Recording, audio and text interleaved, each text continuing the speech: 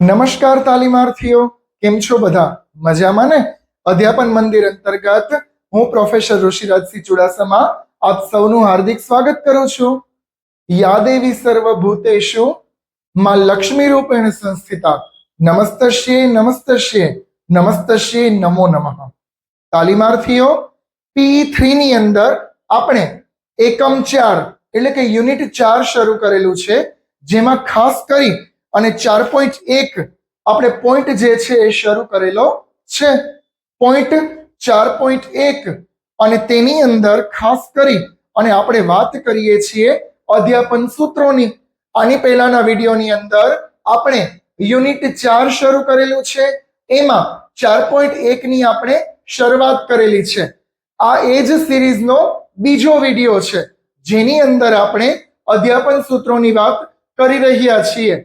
તાલીમાર્થીઓ, આપ સૌ પહેલો વિડીયો જોશો એટલે આપ સૌને ખ્યાલ આવશે કે આપણે ચેપ્ટર 4 જે શરૂ કરેલું છે P3 ની અંદર, એમાં મુખ્ય રૂપે અધ્યાપન સૂત્રોની વાત કરેલી છે. અધ્યાપન સૂત્રો એટલે ખાસ કરી અને એવા સૂત્રો જે શિક્ષણને, અધ્યયન અધ્યાપન પ્રક્રિયાને સરળ બનાવવામાં આપણને એઝ અ ટીચર તરીકે મદદરૂપ થાય છે, તેને આપણે અધ્યાપન સૂત્રો કહીએ છીએ. આપણે અર્થ, પરિભાષા, સંકલ્પના પહેલાના વિડીયોમાં જોયેલા છે અને આપણે 2 અધ્યાપન સૂત્રો કરેલા છે. આજે આપણે શરૂઆત કરીએ ત્રીજા અધ્યાપન સૂત્રથી, જેનું નામ છે મૂર્ત પરથી અમૂર્ત તરફ. હવે તો સૌપ્રથમ તાલીમાર્થીઓ, અધ્યાપન સૂત્ર એટલે કે એવી કોઈ પણ બાબત કે જેના દ્વારા આપણો વર્ગ વ્યવહાર, આપણું અધ્યાપન કાર્ય આપણે સરળ બનાવી શકીએ અને આપણો વિષયાંગ જે કોઈ મુદ્દો છે એ વિદ્યાર્થીઓના મનમાં આસાનીથી બેસી શકે, જ્ઞાન એ પ્રાપ્ત કરી શકે, એને અધ્યાપન સૂત્ર કહેવામાં આવે છે. ત્રીજું અધ્યાપન સૂત્ર છે મૂર્ત પરથી અમૂર્ત તરફ. મિત્રો, સૌ પ્રથમ આપણે શબ્દ સમજીએ.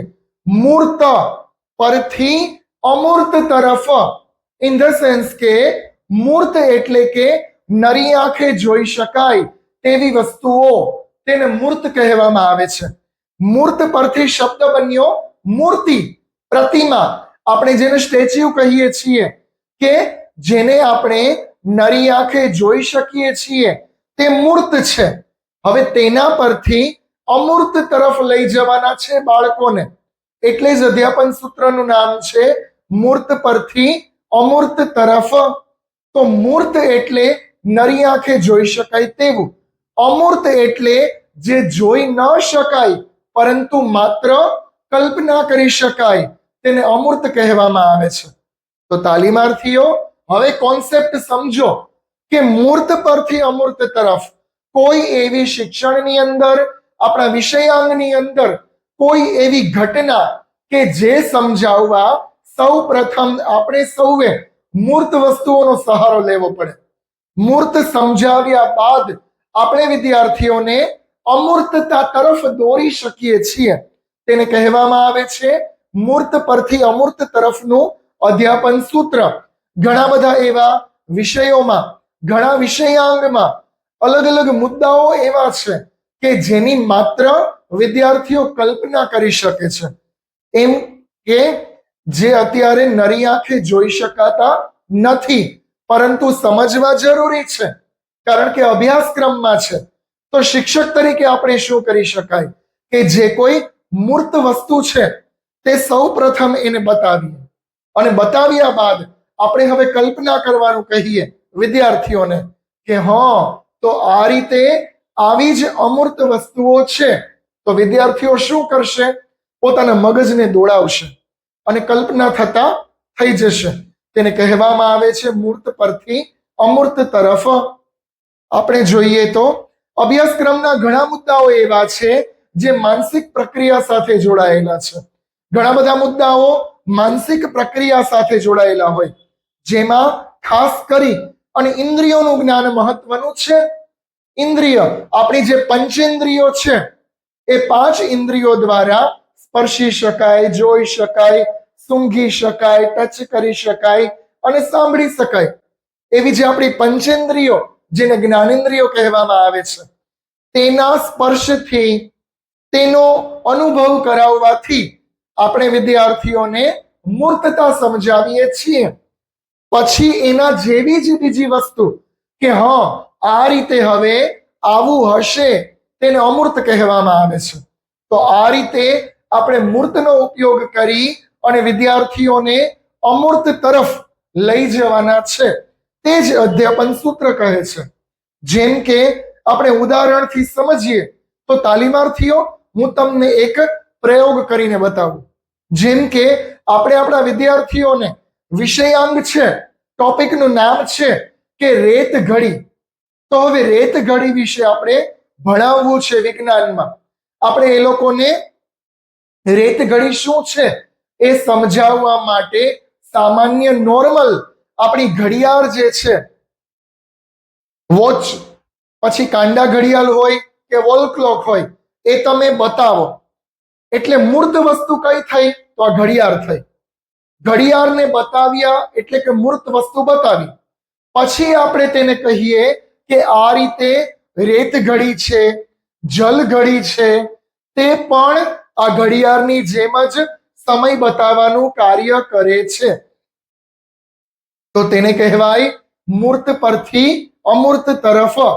જલ ઘડી છે, રેત ઘડી છે, એ આપણે વિદ્યાર્થીઓને ન બતાવીએ પરંતુ તેની કલ્પના કરવાનું કહીએ તો સામાન્ય ઘડિયાળ બતાવી, સામાન્ય વોચ બતાવી અને આપણે એને એમ કહીએ કે આ પણ સમય સૂચક છે, તે પણ સમય સૂચક છે. તો તે રીતે મૂર્ત પરથી અમૂર્ત તરફ આપણે વિદ્યાર્થીઓને કલ્પના કરતા કહેવાનું છે, જે અધ્યાપન સૂત્રનું મહત્વ છે. અલગ અલગ રીતે, જેમ કે ગણિતના શિક્ષક 2 + 2 = 4 એમ સરવાળો થાય છે, 2 + 2 = 4 એમ ગણિતના શિક્ષક કહી દે તો એ અમૂર્ત વસ્તુ છે, તો વિદ્યાર્થીને એમ ખબર ન પડે.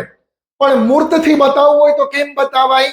આંગળીના વેઢા, 2 એટલે 1, 2 + 2 એટલે 1, 2 = 4 એટલે 1, 2, 3 અને 4, 2 + 2 = 4 થાય છે. તો આ રીતે મૂર્ત પરથી અમૂર્ત તરફ ગણિત વિષયમાં શીખવી શકાય, વિજ્ઞાનમાં શીખવી શકાય, અલગ અલગ શાસ્ત્રોની અંદર આ અધ્યાપન સૂત્રનો આપણે પ્રયોગ કરી શકીએ. ભાષામાં ખાસ કરી અને એવી વસ્તુએ પ્રવાસ યોજવા જોઈએ કે જેમાં મૂર્ત વસ્તુઓ આપણે વિદ્યાર્થીઓને બતાવી શકીએ. જેમ કે હું તમને ઉદાહરણ દઈને સમજાવું. કુરુક્ષેત્રના યુદ્ધનું આપણે વર્ણન કરવું હોય તો સૌપ્રથમ આપણે વિદ્યાર્થીઓને કુરુક્ષેત્રના મેદાનમાં લઈ જવા જોઈએ. ત્યાં એ પ્રવાસ પર્યટનમાં લઈ જવા જોઈએ. એ મૂર્ત વસ્તુ થઈ. હવે ત્યાં જઈ અને આપણે કુરુક્ષેત્રના મેદાનમાં મહાભારતના યુદ્ધનું વર્ણન ભણાવી શકીએ છીએ. તો તે મૂર્ત પરથી અમૂર્ત તરફ કહેવાય.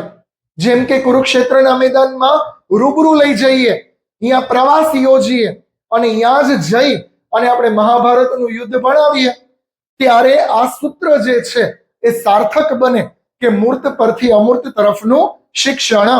તો આ રીતે અલગ અલગ બધા વિષયાંગોમાં આપણે આ અધ્યાપન સૂત્રનો ઉપયોગ કરી શકીએ છીએ. તો આ રીતે આપણે જોઈએ તેના ફાયદા, કે આ અધ્યાપન સૂત્ર છે એનું મહત્વ, એના ફાયદા કયા કયા છે.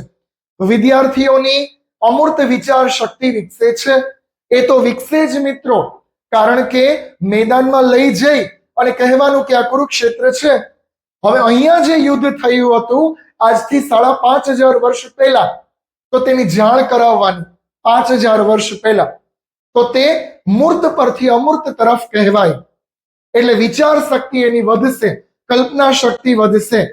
કેટલાક ગુણો અને ભાવો વિદ્યાર્થીઓ સાચી સમજ કેળવશે. ઘણા બધા ગુણો, ઘણા બધા ભાવો એવા છે જેની વિદ્યાર્થીને સાચી સમજ વિકસે આ અધ્યાપન સૂત્રથી. શિલ્પ, સ્થાપત્ય, યંત્રકળા, અલગ અલગ વિષયમાં અમૂર્ત જે કોઈ નમૂનાઓ છે તે વિદ્યાર્થીઓ જાણે. શિલ્પકલા, સ્થાપત્ય કલા વગેરેના જે અમૂર્ત નમૂનાઓ છે તે વિદ્યાર્થીઓ જાણી શકે. વિદ્યાર્થીઓને પાયાનો ખ્યાલ અને પાયાની સમજ વિકસે. જે કોઈ બેઝ છે એ મૂર્તથી આપણે એને વિકસાવી શકીએ. ત્યાર પછી એને અમૂર્ત વસ્તુની કલ્પના કરતા આવડે. વિદ્યાર્થીઓમાં કલ્પના શક્તિ અને તર્ક શક્તિનો વિકાસ થાય છે. મોટો ફાયદો આ, મહત્વ આ કે વિદ્યાર્થીઓની અંદર કલ્પના શક્તિ, વિચાર શક્તિ અને સર્જન શક્તિનો વિકાસ જોવા મળે છે. તો આ અધ્યાપન સૂત્ર ત્રીજું કે મૂર્ત પરથી અમૂર્ત તરફ. હવે ચોથું અધ્યાપન સૂત્ર આપણે જોઈએ તો વિશિષ્ટ પરથી સામાન્ય તરફ. તાલીમાર્થીઓ સૌથી પહેલા નામ સમજીએ. વિશિષ્ટ પરથી સામાન્ય તરફ. વિશિષ્ટ ઇન ધ સેન્સ કે જે ખાસ છે, જેની અંદર કંઈક વિશેષતા રહેલી છે, તેના પરથી આપણે સામાન્ય તરફ લઈ જઈએ, તેને કહેવામાં આવે છે વિશિષ્ટ પરથી સામાન્ય તરફ. ઘણા બધા સત્યો, ઘણા બધા ઉદાહરણો જે સર્વસામાન્ય છે તે ગુણધર્મો જણાવવા માટે કોઈ વિશિષ્ટ ગુણધર્મ સૌ પ્રથમ બતાવવા. વ્યાખ્યામાં સંકલ્પનામાં શું કહે છે કે ઘણા બધા એવા વિશિષ્ટ ઉદાહરણો છે.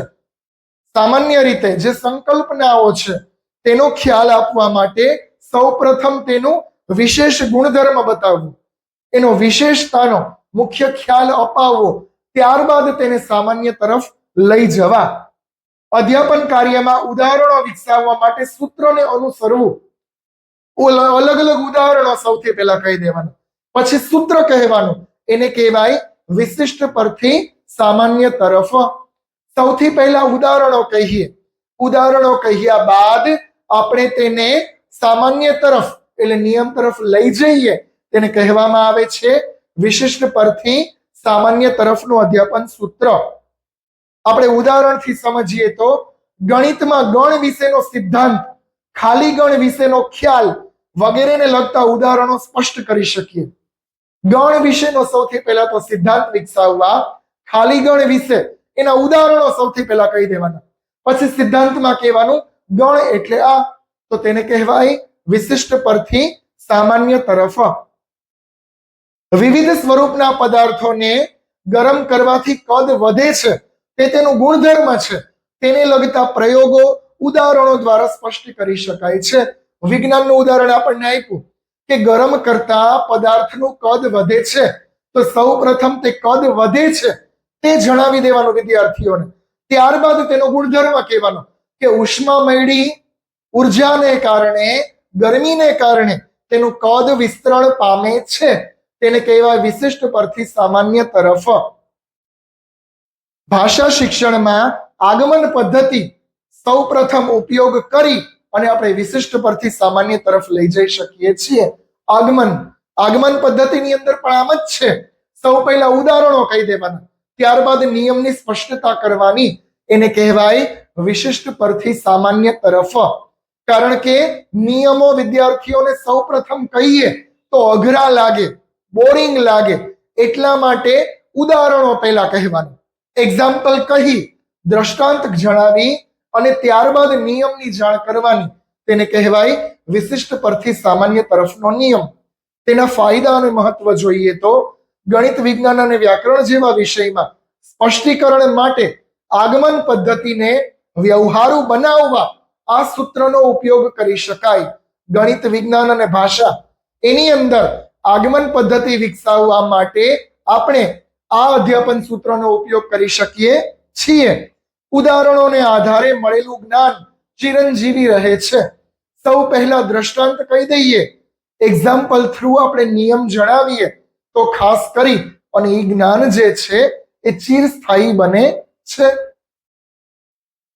વિદ્યાર્થીઓ જાતે માનસિક ચિંતન કરવાનું હોવાથી સારી રીતે સમજ કેળવે છે. જાતે માનસિક ચિંતન કરવાનું કહી દઈએ, ત્યારબાદ તેને ઉદાહરણો કહીએ અને નિયમ કહીએ એટલે સામાન્ય સમજ એનામાં વિકસી જાય.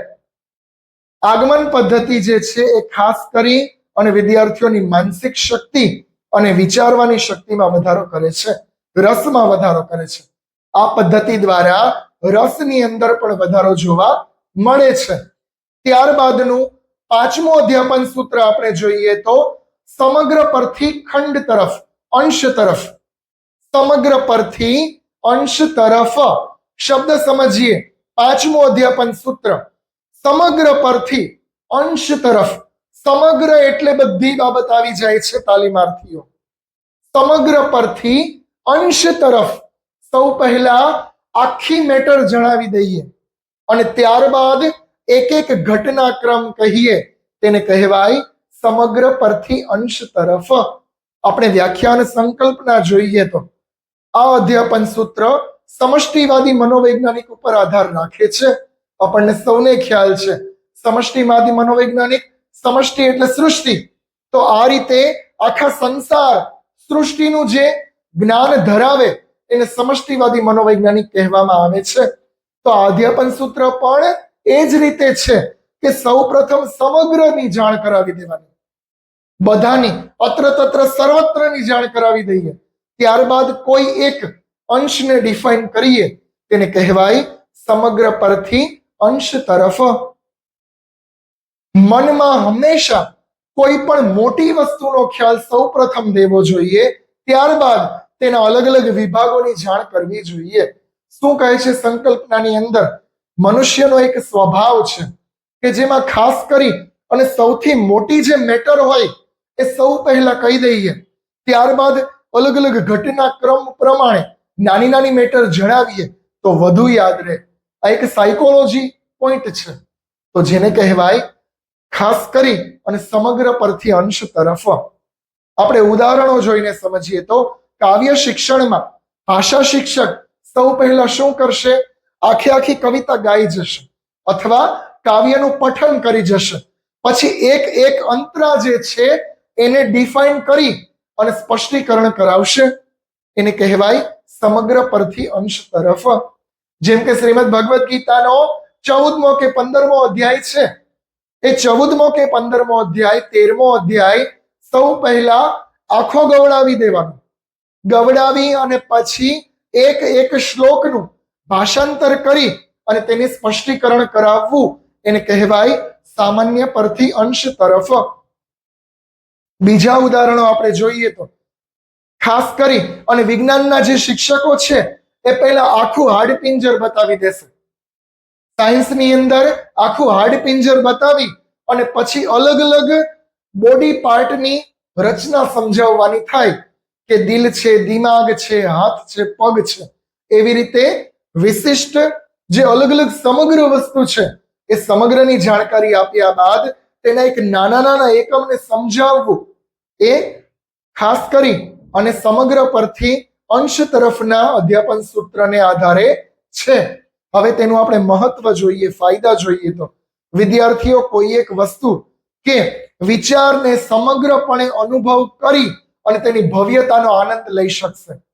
કોઈ એક વસ્તુ, કોઈ એક વિચાર, એની ભવ્યતાનો જો આનંદ લેવા છોકરાઓને બતાવવો હોય તો ખાસ કરી અને અધ્યાપન સૂત્રોનો આપણે ઉપયોગ કરવો જોઈએ. ભાષા શિક્ષણમાં વિદ્યાર્થીઓને ખાસ કરી અને વાંચતા આવડે એટલે આપોઆપ શબ્દો અને સ્વર અને વ્યંજનનો ખ્યાલ આવી જતો હોય છે. ભાષા શિક્ષણની અંદર સૌ પ્રથમ વાંચન બહુ જરૂરી છે. વાંચતા આવડે પછી એક એક શબ્દ, શબ્દના ઉચ્ચારણ સ્થાન અને સ્વર અને વ્યંજનનો ખ્યાલ આવી જાય છે. તો તેને કહેવામાં આવે છે સમગ્ર પરથી અંશ તરફ. બરાબર. છઠ્ઠું આપણે અધ્યાપન સૂત્ર જોઈએ તો પૃથક પરથી સંયોગીકરણ પર. પૃથક પરથી સંયોગીકરણ તરફ જવું. સૌથી પહેલા આપણે શબ્દ સમજીએ. પૃથક, પૃથક્કરણ. પૃથક્કરણનો મતલબ શું થાય? અલગ અલગ ભાગોમાં વિભાજિત કરવું, ડિવાઈડ પાડવા, તેને કહેવાય પૃથક્કરણ. અને ત્યાર પછી કહે છે સંયોગીકરણ તરફ, એટલે પછી તે બધા ભાગોને ભેગા કરવા. સંયોગીકરણ એટલે જોઈન્ટ કરવું. જે પાંચમો અધ્યાપન સૂત્ર છે તેનો જ વિરોધ છઠ્ઠા અધ્યાપન સૂત્રની અંદર જણાવે છે. જેમ કે પૃથક પરથી ખાસ કરીને સંયોગીકરણ પર અલગ અલગ ભાગમાં સૌથી પહેલા બાળકોને ડિવાઈડ કરી અને વસ્તુ સમજાવવી અને ત્યારબાદ આપણે વિદ્યાર્થીઓને આખી વસ્તુ સમજાવવી. ઉદાહરણ દઈને તમને સમજાવું. જેમ કે આખી વનસ્પતિ જે છે જણાવવી, ત્યારબાદ વનસ્પતિના અંગોની જાણકારી આપવી. ઝાડની અંદર મૂળ, ફળ, ફૂલ, પ્રકાંડ, ડાળીઓ ઇત્યાદિ. આ રીતે ખાસ કરી અને સૌ પહેલા આખી પૃથક વસ્તુઓ જે છે એ જણાવી દે. ત્યારબાદ તેને કહેવામાં આવે કે આ બધી સંયોગ પામે તો તેને ઝાડનું સ્વરૂપ કહેવામાં આવે છે. આપણે ઉદાહરણ જોઈએ તો ભૂમિતિ શિક્ષણમાં, ગણિતમાં, ભૂમિતિમાં અલગ અલગ ત્રિકોણના ખૂણાના માપ દર્શાવીએ. અલગ અલગ જે ખૂણાઓ છે તેના માપ દર્શાવી દઈએ, પછી કાટકોણ ત્રિકોણ ભણાવીએ. તેને કહેવાય ખાસ કરી અને આ અધ્યાપન સૂત્રનો ઉપયોગ કર્યો કહેવાય. કાવ્યની અંદર શબ્દ, ચિત્ર, છંદ, અલંકાર વગેરે કાવ્યમાં અલગ અલગ પૃથક્કરણ કરી અને દર્શાવવા. કાવ્યની અંદર જે અલગ અલગ શબ્દ, ચિત્ર હોય, છંદ હોય, અલંકાર હોય, ભાષાના જે કોઈ તત્વો છે એને પૃથક કરી અને સમજાવવા અને ત્યારબાદ કાવ્ય સ્વરૂપે તેનું સંયોગીકરણ કરવું. તેને કહેવાય પૃથક્કરણ પરથી સંયોગીકરણ તરફ. પહેલા અલગ અલગ પાર્ટ સમજાવી અને છેલ્લે આખો સંયોગ બતાવીએ તેને અધ્યાપન સૂત્ર કહેવાય છે. ફાયદા અને મહત્વ જોઈએ તો વિદ્યાર્થીઓનું જ્ઞાન નિશ્ચિત થાય છે, સ્પષ્ટ અને ચોક્કસ બને છે. વિદ્યાર્થીઓમાં કોઈ પણ એવું જ્ઞાન હોય એ સુનિશ્ચિત બને અને જ્ઞાન જે છે એ ચિરસ્થાયી જોવા મળે. વિદ્યાર્થીઓ પૃથક્કરણની શક્તિ અને સંયોગીકરણની શક્તિ વિકસે છે. વિદ્યાર્થીઓને ખ્યાલ આવે કે પૃથક્કરણની શક્તિ શું છે અને છેલ્લે ભેગું કરીએ ત્યારે સંયોગીકરણની શક્તિનો પણ ખ્યાલ આવે છે. વિદ્યાર્થીઓને નવું જ્ઞાન શીખવાનું વલણ પેદા થાય છે, એને નવું નવું જાણવામાં રસ પડે. એને કહેવાય પૃથક્કરણ પરથી સંયોગીકરણ તરફ. તો આ છે તેના ફાયદા. હવે 7મું અધ્યાપન સૂત્ર જોઈએ તો અનુભવજન્ય તરફથી બુદ્ધિગમ્ય તરફ જવું. અનુભવજન્ય તરફથી બુદ્ધિગમ્ય જનક.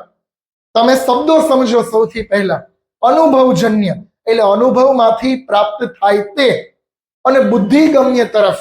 બુદ્ધિગમ્ય તરફ એટલે જે જ્ઞાન પ્રાપ્ત કરવા માટે બુદ્ધિને કામે લગાડીએ તેને બુદ્ધિગમ્ય તરફ કહેવામાં આવે છે.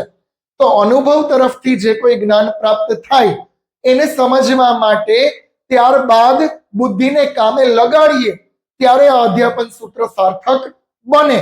ઘણા બધા ઉદાહરણો આપણે જોઈએ તો વિજ્ઞાનના શિક્ષક બાષ્પીભવનની ક્રિયાને સમજાવવા માટે બહેનો સ્નાન કરી અને વાળને છૂટા રાખે છે તે સમજાવે.